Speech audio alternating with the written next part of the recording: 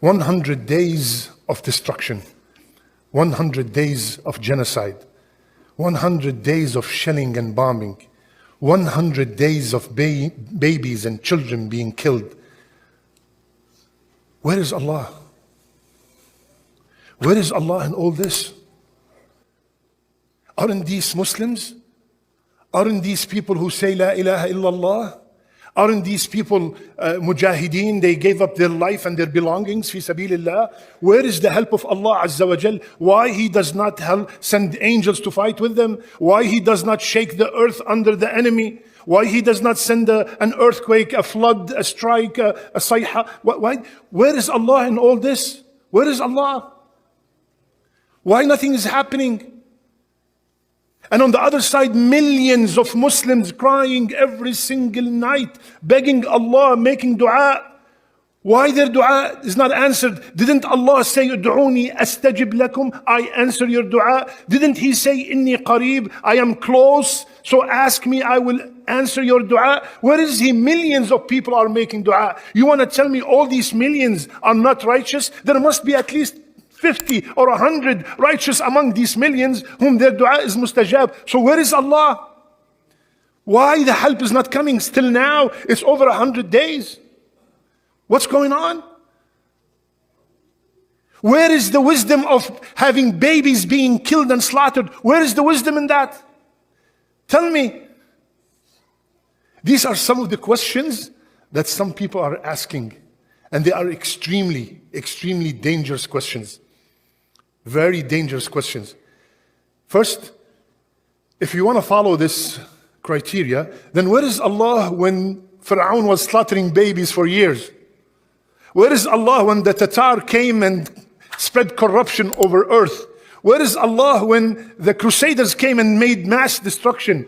Where is Allah when the people of the Ukhdud were thrown alive in the fire? Where is Allah when Yasir being tortured and Rasulullah ﷺ is watching? If you want to use this kind of line of thinking, then where is Allah in all that in the history? And the Shaytaan keeps whispering and whispering until he makes us doubt, number one, the wisdom of Allah. Number two, the justice of Allah. And he might also make us doubt the mercy of Allah. What kind of merciful God is this that let babies, this happen to them? And he might even, unfortunately, reach a level that he might make people doubt the existence of Allah. Where is Allah in all this? And you will be surprised to know that unfortunately this is happening. There are people asking these questions. And that's why we are, alhamdulillah, Rabbil Alameen, constantly reminding ourselves. So, what is the answer? Of course, it's a very long answer, but very, very brief. Number one, وَلَوْ شَاءَ اللَّهُ مَا فَعَلُوهَا. No baby, no woman, no man that died without the permission of Allah Azza wa Jal. This is the aqeedah of every mu'min. Nothing happens without His permission. If Allah said in the Quran, لَوْ شَاءَ اللَّهُ مَا فَعَلُوهُ. If Allah wished, none of that would take place. If Allah wished, 24 hours, all is over. You see, there are two kinds of victory. There are many kinds of victory, but the victory that we want is one of two kinds. The victory that we want, وَأُخْرَى تُحِبُّونَهَا, the one that you love. نَصْرٌ مِّنَ اللَّهِ وَفَتْحٌ قَرِيبٌ. This is what you love. That's the victory that you want, which is one of two. And this is what happened in the history. Either Allah subhanahu wa ta'ala actually defeat the enemy, like Badr. Actually, they were defeated, and this is what we want to see, right? This is what we think, that this is the only victory. And the second is Allah subhanahu wa ta'ala take the messenger out of the city, and then what happened? Destroys the city, right? Took Nuh alayhi salam out, then the flood took place. Took Lut out, and then the villages upside down. This is what we want to see. But this is not the only victory. This victory needs a lot of work. When they won in Badr, that was all the Muslims at that time. They participated in the war. Are they all the Muslims are participating? That's number one. Number two, do you think that what's happening is not victory so far? All the superpowers on earth are fighting a small city, 140 square miles, for 100 days. The superpowers on earth, you want to tell me there's no divine intervention when a mujahid takes a bomb and goes to a tank full with sensors and no one can see him and he puts it right there? That's not victory? See, the victory that we want, the one I mentioned, this is one of the victories. But what we are seeing right now is the real victory. What is the real victory in Islam? Just one of the stories, many of them. The story of the surah that we all know by heart, Surah Yasin. In Surah Yasin, Allah mentioned the mu'min of Al Yasin. The mu'min of Al Yasin. Long story.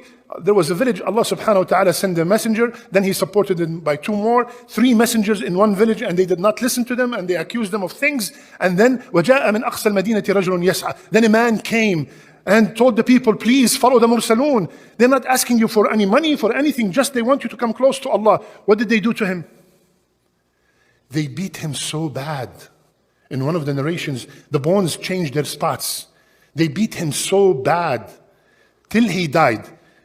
Now I'm watching from outside and I'm seeing somebody beaten till he died. This is to me loss. He lost. He lost. What did Allah say? قِيلَ ادْخُلِ الْجَنَّةِ Allahu Akbar. Right away, Allah subhanahu wa ta'ala said, he is from the people of Jannah. Isn't this our goal? Isn't this the actual success? وَمَنْ زُحْزِحَ عَنِ النَّارِ وَأُدْخِلَ الْجَنَّةِ فَقَدْ فَازَ. This is the whole victory, is to be removed from the hellfire and enter Jannah. To me, I'm seeing somebody beaten and died. He lost. Allah said, قِيلَ ادْخُلِ الْجَنَّةِ Instantly. قَالَ يَا لَيْتَ قَوْمِي يَعْلَمُونَ. Subhanallah. What kind of heart this man had. When he entered Jannah, with all the beauty of Jannah, all he was thinking about, I wish my people knew. And Allah then called him Mukrameen. He became honorable. So why didn't Allah honor him before? Subhanallah. So the real victory is to die as a Muslim. To die without any doubt in your heart. To die believing in Allah Azza wa Jal and in His Prophet. This is the victory. لو شاء الله ما فعلوا. Third or fourth. لا يسأل عما يفعل وهم يسألون. Allah cannot be questioned. Allah cannot be questioned. Have you ever went to a surgery? You wanted to have a heart surgery. And did you tell the surgeon, excuse me, do not cut here, cut here. The surgeon will look at you and say, Naam Habibi, who are you? You will not dare talk to a surgeon because he is the Alim and the Hakim in that surgery. You do not dare talk to him. Tell him, don't cut here, don't cut this, don't put this, don't put that. You don't ask him any questions. You don't tell him what to do. We are in a place that we are being tested. When we are being tested, the known formula is the student is being asked, not the teacher. We are being asked. Allah said, no one asks me what I do. I ask the question. You are being asked. And finally, this is one thing that we always should teach our children at a young age, so we will not have these questions, because these questions are so dangerous that if you die with these questions in mind, it's a very dangerous, very risky. Allah said, إِنَّمَا الْمُؤْمِنُونَ الَّذِينَ آمَنُوا بِاللَّهِ وَرَسُولِهِ ثُمَّ لَمْ يَرْتَابُوا. They have no doubt in their heart. So we have to teach our children the attributes of Allah. I always repeat this, and I'm going to repeat it tomorrow in my khutbah. The attributes of Allah. Who's Allah? 13 years, Muhammad sallallahu alayhi wasallam, 13 years in Mecca. What was he teaching them? How to make wudu and how to pray and how was the zakat? None!